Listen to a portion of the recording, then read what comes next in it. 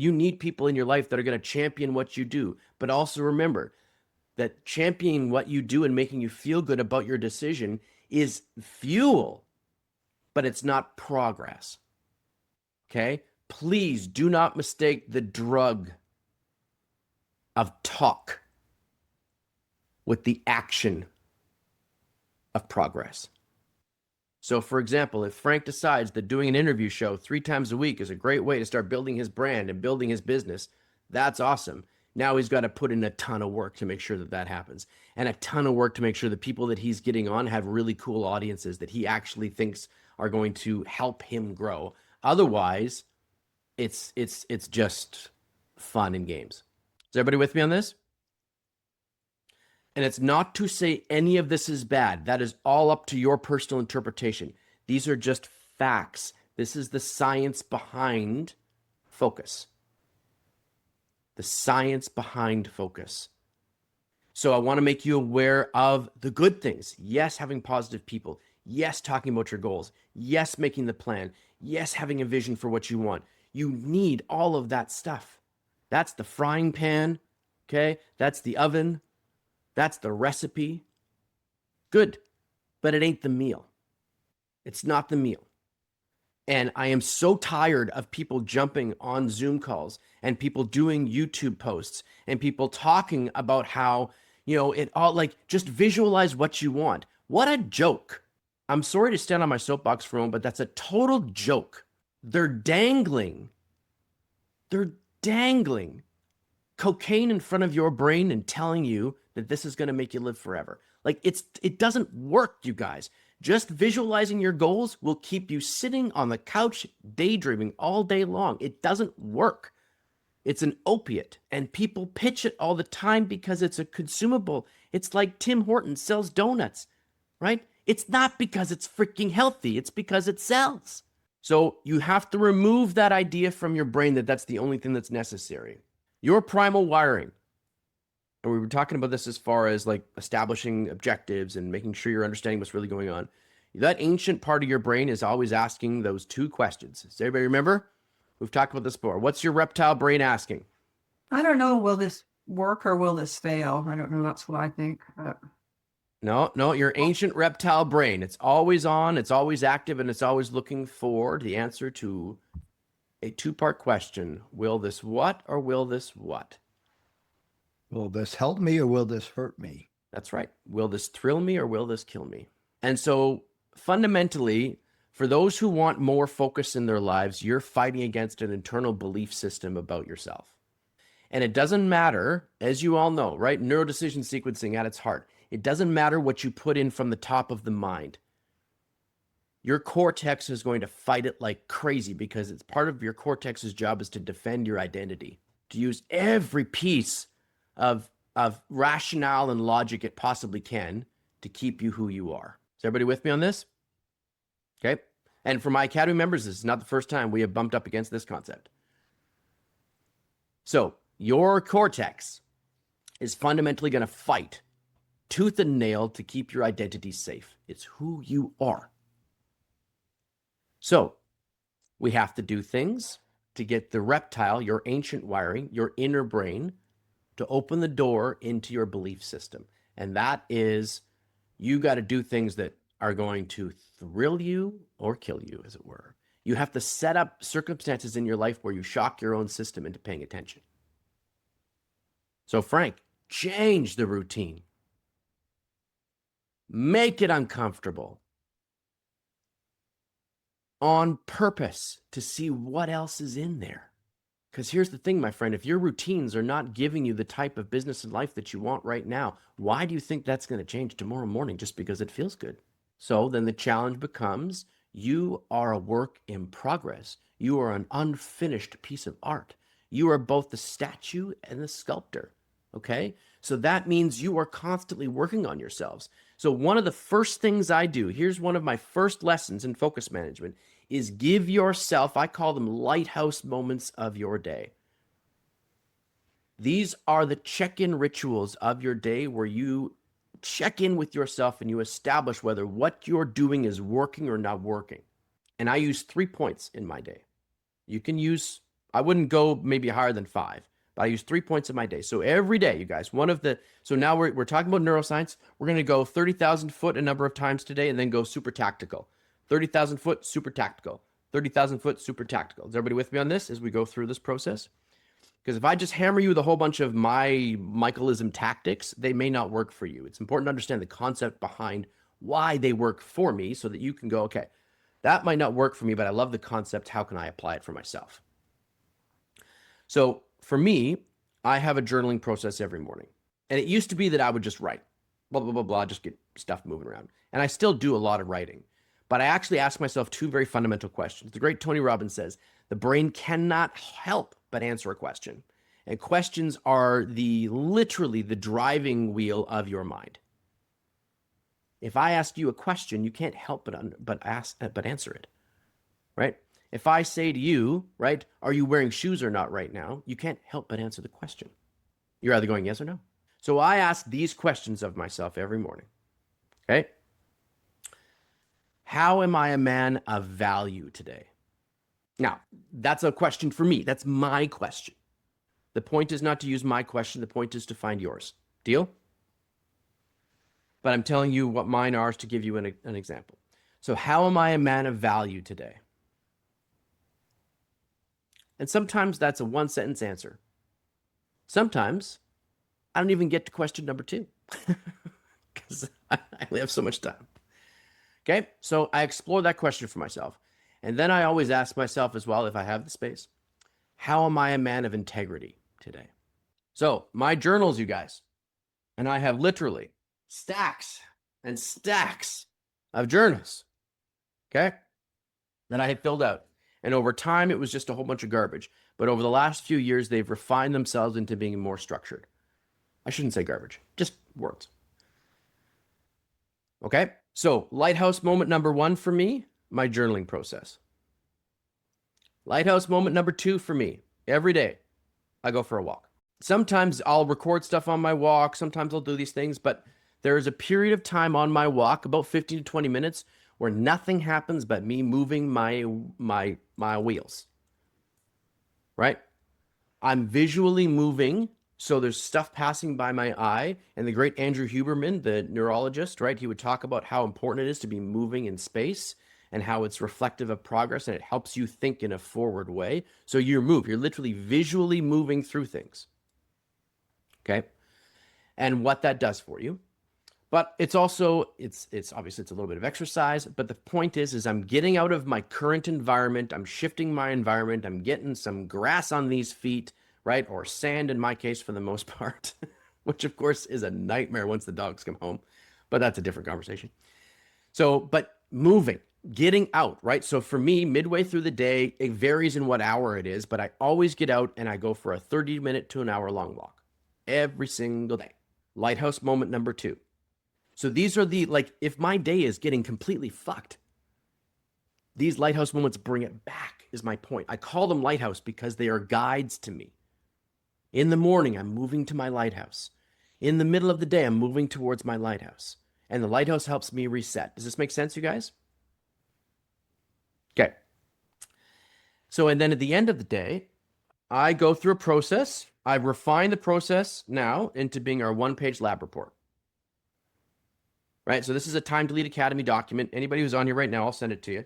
Okay? But this is a daily check-in process that I go through.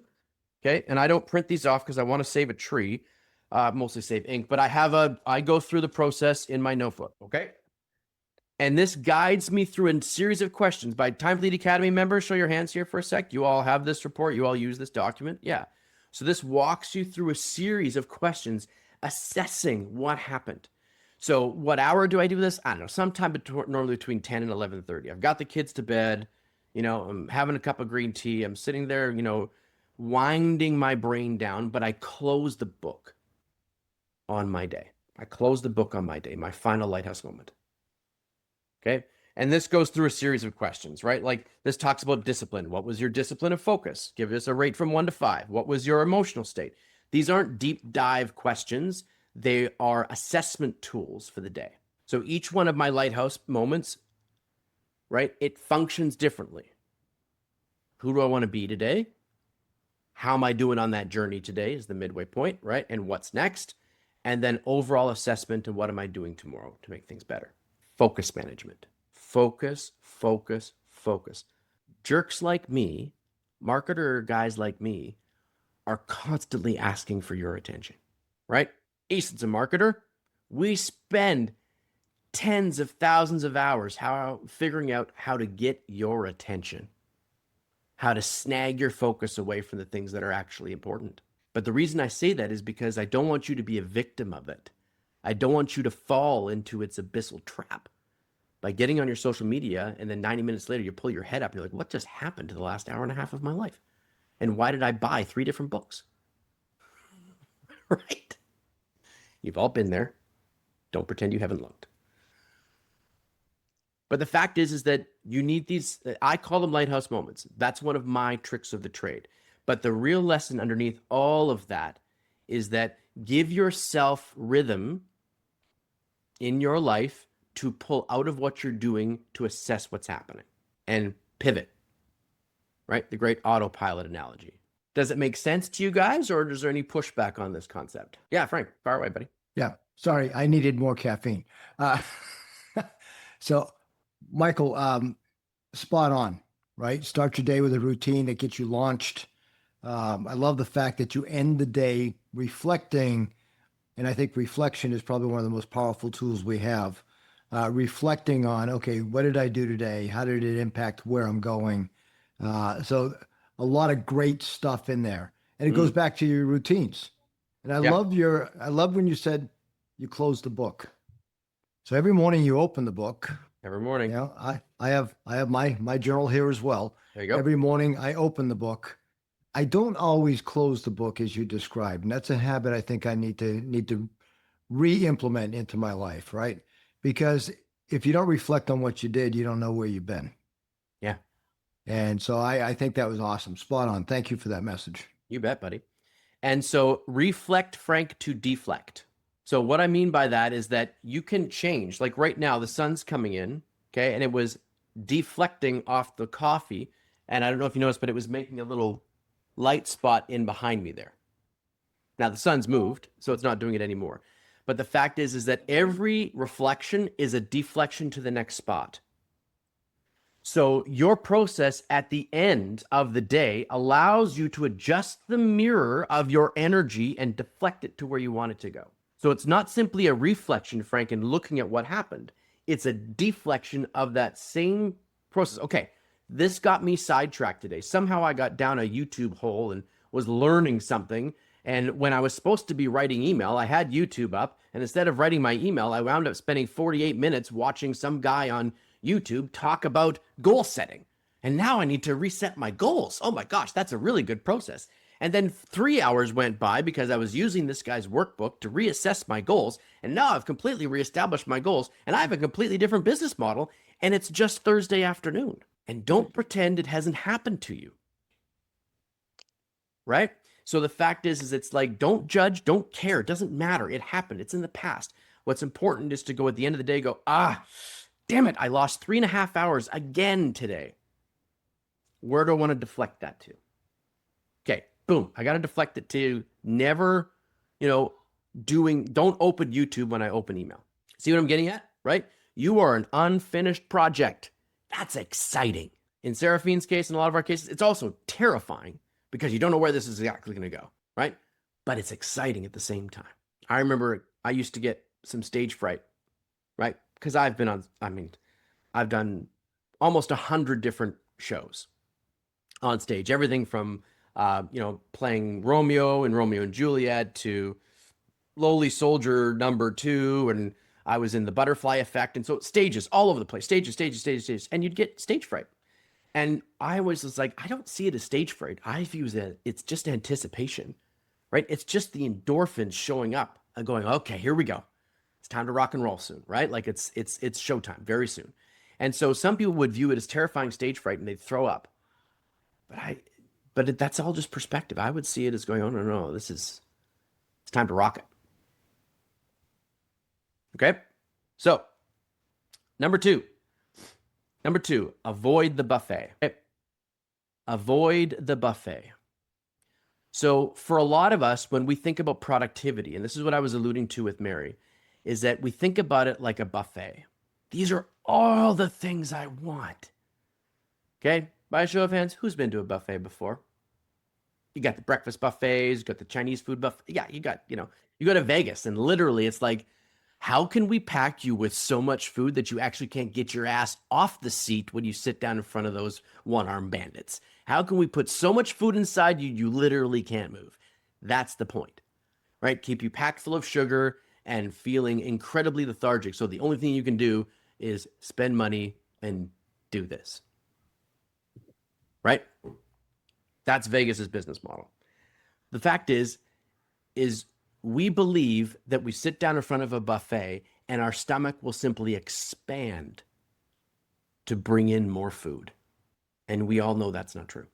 In other words, you have only 24 hours in a day. You only get 7 days in a week. You only get 12 months in a year. There isn't any extra space, my friend. More is the enemy. Better is the friend. Don't do more. Stop doing more. Please stop doing more. When you pick up a new task, your hands are already full. There's already too much. So you have to put something down, okay? This is not about adding. This is actually about subtraction, right? Elegance is defined as the absence of everything that doesn't need to be there. That's what elegance is. So is your life, is your routine, is your daily structure elegant? It's a yes or no question. Is it elegant? Is there stuff that you're looking at with your focus right now that you can get rid of? You go, I have been looking at this. This has been on my list of things. It's been here for weeks, maybe months. Why is it still there? It's literally just putting sand in the engine of your mind. It's never going to help you. And it starts with your goals. It starts with your goals. Okay? That's where it begins. It starts there. And my recommendation for you guys is to take all of those goals back, trim them, not back as far as what they are, get rid of the ones that aren't actually going to serve you. A lot of us think that we can get into better shape, right? Build a $50,000 a month business, be an awesome grandfather or father. We can then also at the same time, right? Learn to, dance with our wife or our partner because that's what they want to do right now. We're going to go on 6 trips this year. We're going to go on 12 different dates every single month that are going to be, or every one date every month. And it's going to be super fantastic. It's going to be fabulous. And then we're going to be able to do all this. We pile on and we pile on and we pile on and we pile on and we pile on because the human brain wants positive. And so this is going to be the part that is going to be upsetting for some of you. The human brain wants positive. We want everything to go well. We want to look at the best possible circumstances. I'm a Vancouver Canucks fan. You don't have to tell me about what it's like to look at something with hope-filled, rose-colored glasses when it's a bonfire of mess. Okay? The reason I'm bringing this up is because your rose-colored glasses are actually ruining your ability to see what's really going on. They did so for me for, 30 years. And it wasn't until the last 18 to 24 months where I realized that my hopefulness is standing in the way of my progress on many days. Feels contradictory, doesn't it? So the truth of the matter is that you need the yin and the yang energy. You need it both. You need the hope and the consequences, the carrot and the stick. And the fact is, doing less but doing it better is going to provide you with much, much improved results. And you can do anything you want. Anything you want. Seraphine, you can build whatever type of business you want. You just can't do everything you want. You make choices. And the trick about focus, you guys, and this is going to lead us to the third part. The trick about focus is it comes in the decisions of what not to do more than it comes in the decisions of what to do. You have to be ruthless with your own thoughts, ruthless with your own desires. And when people tell me they can't prioritize, I always ask them, okay, that just tells me that you haven't figured out the costs of things yet. Because right now, right, if I said to, and this is a horrible thing to say, right?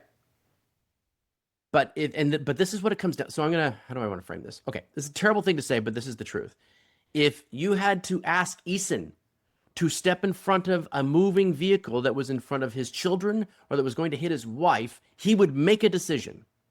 I don't know what the decision is, but Eason instinctively would make a choice. Right, Eason? Yeah. So the consequences aren't hard enough yet because you don't know what you're willing to sacrifice yet to get what you want. And that is hard. You can't get it all, especially not at the same fucking time. So stop asking unreasonable demands from a universe that will not fulfill until you focus. And that's a grotesque example that I asked Eason, but I think it illustrates the point, right? What are you willing to sacrifice? That's how you understand your priorities. That's it. If I could do one thing, rule of one, right? The one rule, Frank was mentioning that before. If I could do one thing, what would it be? Not everything, one thing. You get one option. Jan, you get one success in the next 30 days. What would it be? One thing. And you don't have to answer the question. I'm just saying that's what to ask yourself. When I am losing my focus, the question I ask myself is why am I sacrificing the one thing that I care most about to do these other things that I don't care so much about? And that is the hardest lesson we're going to talk about today. Right? Is if Seraphine wants to build herself a beautiful $15,000, $20,000 a month personal business, building gorgeous websites and funnels and helping other business owners make a ton of money through those gorgeous websites and funnels, what is she willing to sacrifice today that she can't have anymore and she may never be able to have again to build that business? Because I'm telling you right now, you don't get it all. And there's not very many people that are going to tell that to you. But here's your wet fish in the face moment. You don't get everything. So choose wisely. That is what focus means. It means everything else leaves. Everything else is a no. Right? I had an interesting business opportunity come to me about 2 weeks ago. A guy asked me to come on and do sales for his company and teach sales for his company. Basically, it was a full-time gig, handsome salary. I had to say no. And he was mad that I said no. That's not my focus. Is everybody with me on this? You see what I'm helping put into frame here? So you got to learn to throw away the things that aren't serving that. And this gets back to the habitat stuff, because unfortunately, that's not just your desires. That's also people. That's the truth of the matter. Okay. Is that there's going to be people in your life that are going to be hanging onto your ankles and they can't stay there. It doesn't mean you have to never talk to them again. It just means that they can't be the people that you go to for advice or guidance or reflection anymore. They don't deserve it. Your best self needs something, okay? So focus is just as much about saying no as it is saying yes. In fact, it's probably more about saying no. And that leads us to point number 3, okay? Which is only what's in the frame. So the fact is most people put too much in the frame of what they're talking about. So Chase Hughes, the guy who I'm studying neuroscience with from, like he was a military interrogator for a long time and a spy and stuff like that. He talks about this idea of the frame and that the strongest, most clear and most precise frames are always the ones that win. So my frame of reference on this subject is bashing up against your frame of reference on this subject throughout the last 40 minutes. Okay? We all have frames that we're using. In fact, I'm looking at a frame right now, my screen. It's a frame. Your eyes are a framing tool in space. Literally, you're putting things into a frame. Everybody with me? Okay. And so visually speaking, right? So we're going to talk very much about your eyes right now and how it helps focus. Because what are you putting into your frame becomes crucial to helping you focus better.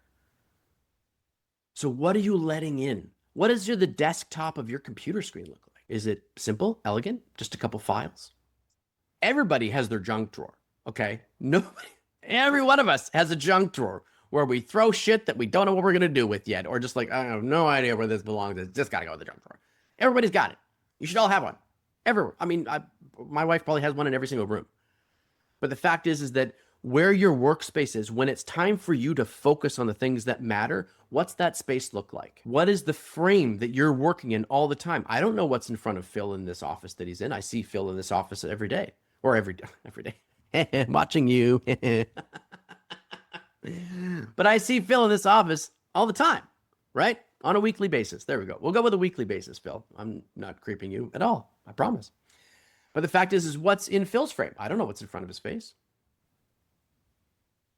Right? You guys have the opportunity to go gallery view or speaker view on your Zoom screen. Are you looking at a group of people right now like I am, or are you looking at me talking? I don't know. And the reason I bring this up is because your eyes will dictate your focus. Every time, unless you're blind, but pretty much every single time, your eyes dictate your focus. You ever see that thing where, and when people want to concentrate on listening to something, you notice how they look away and they actually don't focus, their eyes glaze right over and nothing's happening visually because they're using their ears? You have that ability to be looking at a screen, and I'm looking very specifically at Phil right now, and then I can sort of soften my gaze and I can actually see everybody, but I'm still looking at Phil. Okay. One of my secret focus techniques is, what am I putting in the frame of my vision? So if it's a real important focus time, everything else is closed. Nothing else matters. Everything else goes away because I don't want to be distracted. My phone leaves the space. Distraction is the enemy of your goals. And as I said to you before, Easton and I as marketing guys, we've spent decades, thousands of hours trying to figure out how to distract you from your goals and for you to focus on my goals instead. Not for a negative, because we feel like we have something of value to give you, but we all do it. You should be doing it. You own a business. That's what advertising is all about, my friends. Okay? But the fact is your visual focus frames everything. Everything goes into the frame. So if you don't want things there, remove them from the frame. You have to get them out of the frame, right? Seraphine would say this about your websites. If there's shit going on all over the place on your website, the person who just lands there has no idea where to go. They're confused. They're frustrated. And the walls are closing in of all this information and stuff and visuals, and they leave. So the fact is, in life, you guys, what are you letting into the frame? And if your frame is not hard, solid, rock, shit's going to leak in. So whenever I'm entering into a conversation with somebody, you want to know what I do? I define the frame. I walk into no conversations anymore that are of anything but just a casual nature. If it's a business conversation, even a lot of the time with my own kids, if I'm having a serious kid conversation, not like me doing Russian accents and German accents and Scottish accents this morning over breakfast, that was fun. But if I'm entering into a like legitimate, serious conversation, I frame the conversation first. How do you frame a conversation? Where am I starting it? Where am I taking it? What am I allowing into the conversation? So when Phil makes reference to rabbit holes, what that tells me is that Phil hasn't defined the frame of this conversation for himself yet. So anything can come into the topic. You guys ever have those conversations with somebody and it just seems like they're always bringing in new arguments? They're always bringing in new angles on things? That's because neither yours nor their frame is solid enough to structure the conversation. And your frame is leaking enough that they're able to flex the parameters of the conversation around. And you have to bring them back. You have to go, no, that's not a part of this conversation. In fact, it has nothing to do with what we're talking about. Or you just change the subject again. That's the 5th time in 10 minutes that you've changed the subject. when we were talking about this. And you can say things like, I don't think you meant to be rude. I don't think you meant it to be bad, but we just have to bring the conversation back into focus. Are you okay with that? Okay. Your focus requires you to frame it first. You have to put it into the frame. And this thing that lives in our lives, what is it? Look at it. What is it? It's anybody want to open the microphone and tell me what this is? I feel like Distraction. rabbit. I got framed. It's a frame. That's right. You've been framed. And this is a really small one. People are like this, and they're looking at it. The amount of people I see walking down the damn street. You know what's hilarious? I'm 100 yards from the beach. Stunning, gorgeous view. I see people go out there, and they'll sit in the sun on the beach, and they'll do this. And I think to myself, what type of frame are you living in, right? This is a frame. And we spend way too much time with it. But the point is that you define the frames. From this moment forward, you have changed. You now understand that everything of importance gets put into a box. It's in a frame.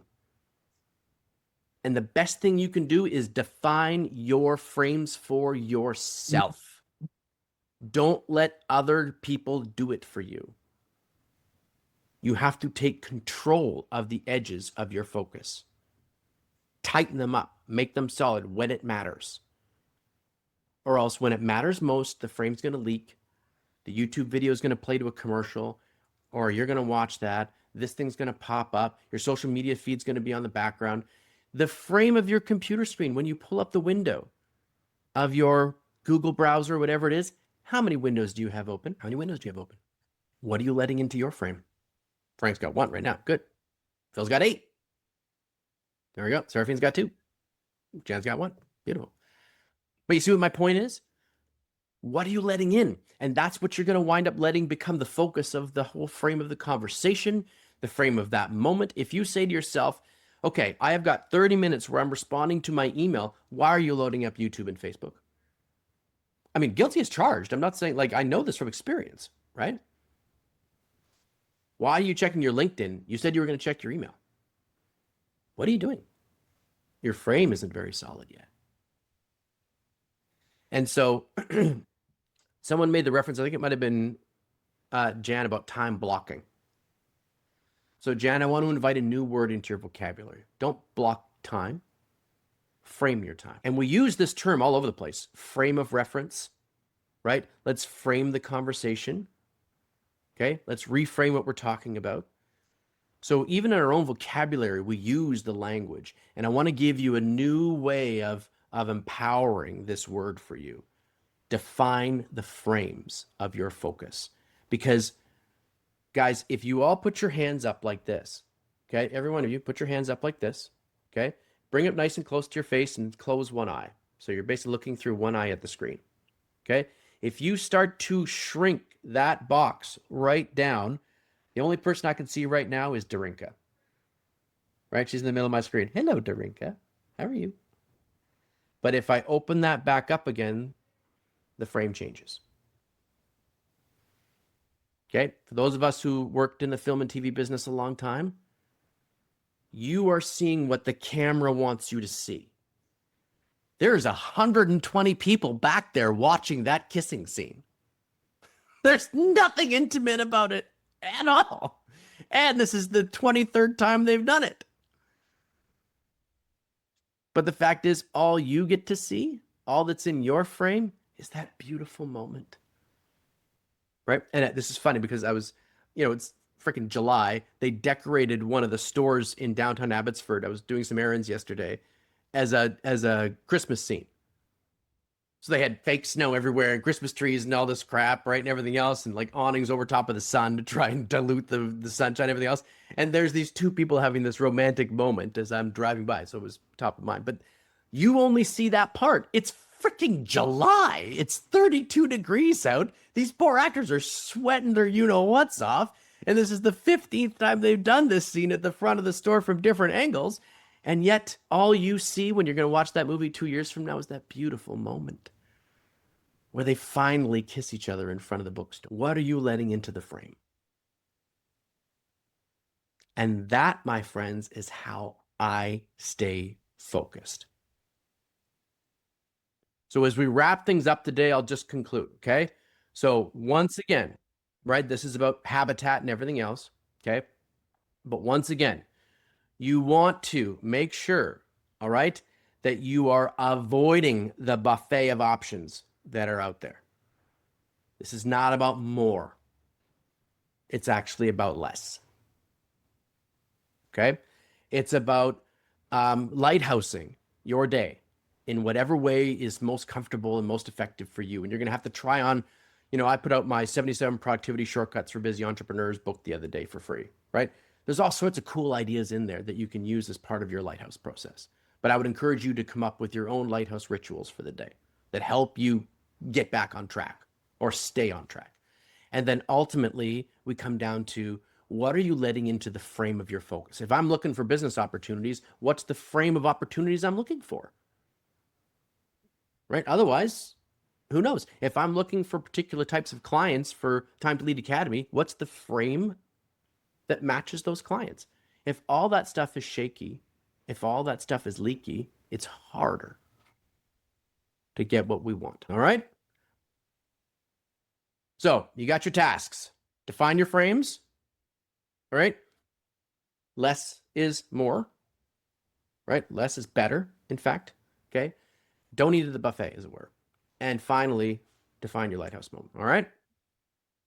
So real quick, you guys, I just want to know from you, did you have any aha moments today or anything pop out of our whiteboard? For those who are guests here, thank you very much for joining us. Much appreciated. Much appreciated. I hope you got some good value out of today. But who has a share real quick as we wrap things up?